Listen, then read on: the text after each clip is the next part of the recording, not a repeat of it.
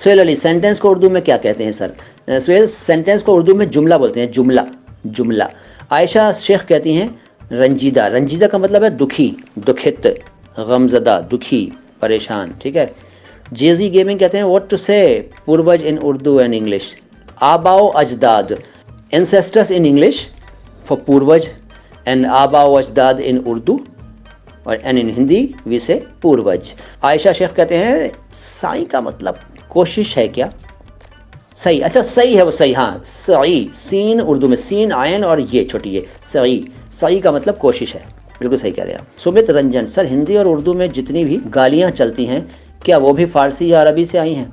नहीं, सारी तो नहीं, लेकिन हाँ फ़ारसी से आई हुई गालियाँ ज़्यादा चलती हैं। जैसे एक, यार अब गाली पूछोगे छोड़ो यार, तुम क्यों यार, अब गालियाँ थोड़ी बताऊँगा मैं यहाँ पर आपको यार। एक तो यूट्यूब महाराज नाराज़ हो जाएंगे और पब्लिक भी, व्यूअर्स भी नाराज़ हो जाएंगे, क्या यार, है ना। लेकिन हाँ फ़ारसी भाषा से बनने वाली अनेक गालियाँ हमारे देश में चलती हैं।